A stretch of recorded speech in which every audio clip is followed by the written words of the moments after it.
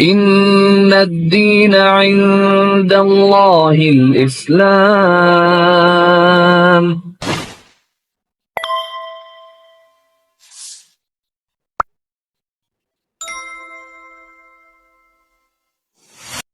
Terima kasih atas kesempatannya. Saya diberikan waktu di sini untuk menceritakan sedikit perjalanan hidup saya yang mungkin tidak sebanding dengan apa yang dilalui Bapak Ibu sekalian sesama mu'alaf.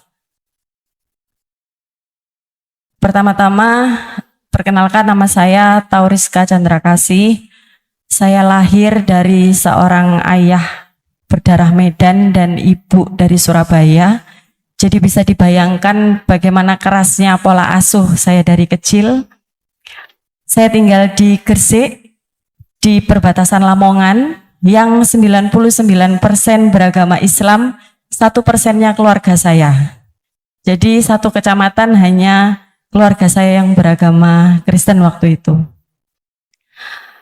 Di lingkungan pesisir yang juga keras, masa kecil saya sangat berat karena minoritas dan diskriminasi di sana sangat kental.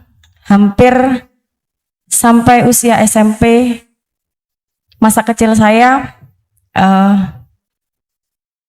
anak-anak kecil seumur saya jarang memanggil nama saya.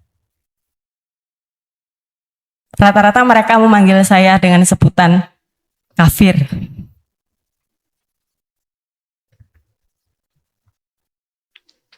Kemudian SMA, kuliah saya mulai merantau. SMA saya di Gresik kota, kemudian kuliah saya di Surabaya.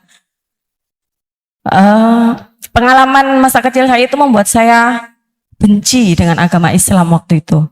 Ternyata orang Islam itu jahat, seperti itu yang disampaikan oleh orang tua saya. Lihat, seperti itu mereka memperlakukan kita.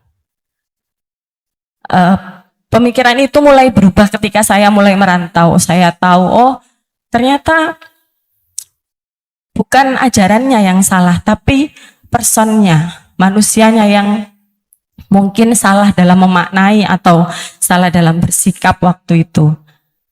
Kemudian saya kenal seseorang yang sekarang menjadi suami saya. Saya diberi pertanyaan. Pertanyaan itu yang memantik hati kecil saya. Apa sih Trinitas itu? Dia bertanya seperti itu. Kemudian, Yesus itu siapa? Nah, karena pertanyaan itu akhirnya saya mulai mencari. Karena selama ini yang saya terima adalah dogma, ya. Pokoknya percaya selamat. Kamu percaya pasti diselamatkan, seperti itu. Akhirnya saya mulai belajar dengan teman-teman kos saya, apa sih Islam itu sebenarnya. Ternyata sangat jauh berbeda dengan apa yang ada di gambaran masa kecil saya. Kemudian malah menjadi pergulatan batin. Saya jadi galau, kalau kata anak sekarang gitu ya, galau. Yang benar itu yang mana? 20 tahun saya ke gereja, kemudian mengikuti tata cara peribadatan agama Kristen. Akhirnya saya berdoa waktu itu. Saya berdoa kepada Tuhan. Saya tidak berdoa kepada Allah, saya tidak berdoa kepada Allah, ya. Tidak kepada Yesus. Waktu itu saya berdoa kepada Tuhan. Saya minta petunjuk yang benar itu yang mana, saya begitu. Kemudian saya diberi mimpi waktu itu. Mimpinya saya menangis. Kemudian seorang kakek datang dan memberi saya buku, judulnya Latahzan. Kalau tidak salah itu judulnya Jangan Bersedih artinya. Kemudian besoknya lagi sama seperti saya mimpi, nangis. Kemudian kakek itu datang lagi, saya nggak tahu siapa. Saya diberi Al-Quran. Setelah itu besoknya saya minta antar teman kos ke KUA. Saya tidak tahu lembaga Muhtadin, kemudian saya harus bagaimana. Yang saya tahu teman-teman saya menyarankan, ayo tak antar ke KUA untuk ikrar seperti itu. Kemudian saya diantar, saya ikrar di sana, saya dapat sertifikat masuk Islam. Tapi ternyata tidak hanya di situ. Proses belajar itu bukan hanya kalimat syahadat, tapi bagaimana saya harus sholat, bagaimana saya harus menjalankan agama Islam. Akhirnya saya bertemu dengan lembaga Mutadin. Saya dibina oleh Ustadz Zawawi, oleh Ustadz Nanang, oleh Ustadzah Silvi untuk belajar tauhid, mengaji, sholat, dan lain-lain. Kemudian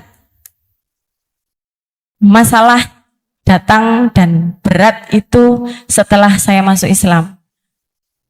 Ketahuan orang tua, dijauhi keluarga, dijauhi teman. Mungkin juga dialami oleh Bapak Ibu sekalian.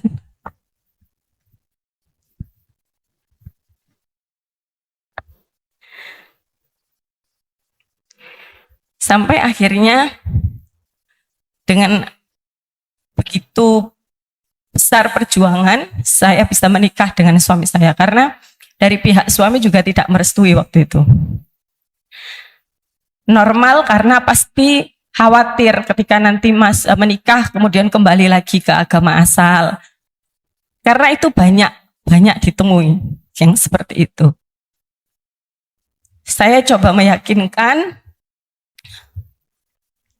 Saya ingat waktu itu ditanya,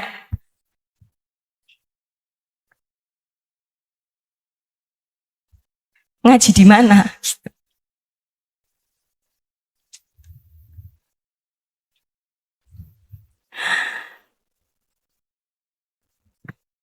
Ngaji di mana? Ustadznya siapa? Gitu ditanya sebelum menikah.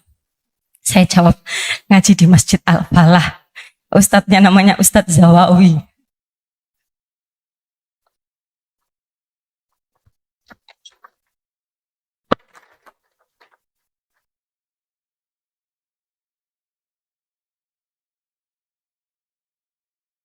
Setelah menikah, saya punya anak, pasti ada kekhawatiran dari keluarga suami. Bagaimana seorang mu'alaf bisa mendidik anaknya. Saya bertekad sejak saat itu, satu dari anak saya harus menghafal Al-Quran.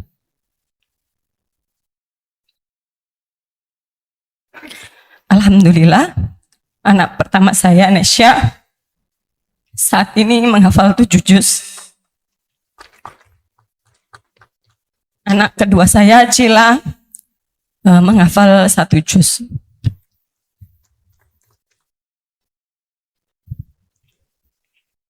Ketika ngambil rapot sering ditanya, umiknya dari pondok mana, lulusan pondok mana gitu. Dari Taman Pondok Indah, saya bilang gitu. Karena mungkin kita berpikirnya bisa nggak seorang mu'alaf itu punya anak yang hafiz Quran, wong ngaji aja nggak bisa gitu kan, ngaji aja terbata-bata. Tapi waktu itu saya sangat bertekad, saya ngaji dengan Ustadzah Silvi, diajari menghafal Al-Quran walaupun hanya juz 30, tapi paling tidak saya punya harapan anak saya itu ngaji belajar pertama kali dengan ibunya, karena ibu adalah madrasah pertama untuk anak-anaknya.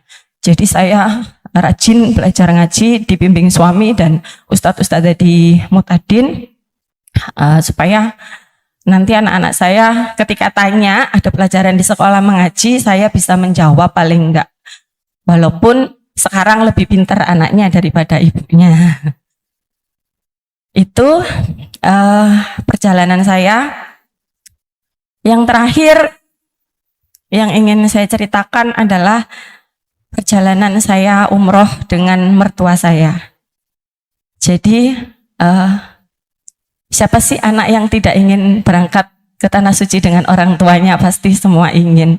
termasuk saya dan suami, nekat berangkat walaupun uang seadanya, mengantar bapak dan ibu yang sudah sepuh untuk ke Tanah Suci. Waktu itu saya merasa belum dekat dengan Rasul baginda Nabi Muhammad SAW. Karena selama ini ya saya sholat, saya ngaji, tapi saya tidak ada gambaran bagaimana Nabi Muhammad perjuangannya saat itu. Nah, ketika saya ke sana, saya melihat di Madinah begitu jauhnya ke Mekah. Zaman dulu kan jalan ya berhari-hari perjuangannya, kemudian tempat peperangannya.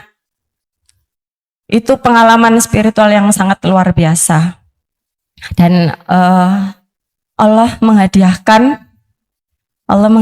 saya untuk bisa mencium Hajar Aswad di sana. Yang katanya sangat sulit, yang harus pakai calo. Di sana ada calo yang mati-matian berjuang untuk mencium Hajar Aswad. Tapi alhamdulillah saya hanya mengikuti arus, dan akhirnya sampai mencium Hajar Aswad. Dan ketika saya terhimpit tidak bisa keluar, tiba-tiba ada tangan orang saya tidak tahu, tidak kenal menarik saya keluar dari kerumunan, dan saya selamat. Saat itu saya nangis sejadi-jadinya. Sudah tidak terbayangkan kasih Allah kepada saya yang banyak dosa ini. Di sana saya diberi kemudahan yang luar biasa. Ini sedikit cerita dari saya. Semoga menguatkan para mu'alaf yang sedang berjuang dengan segala triggernya masing-masing, dengan keluarga, dengan saudara, dengan teman. Saya yakin kita semua bisa melalui itu semua. Terima kasih. Mohon maaf apabila ada salah kata. Assalamualaikum warahmatullahi wabarakatuh. Waalaikumsalam.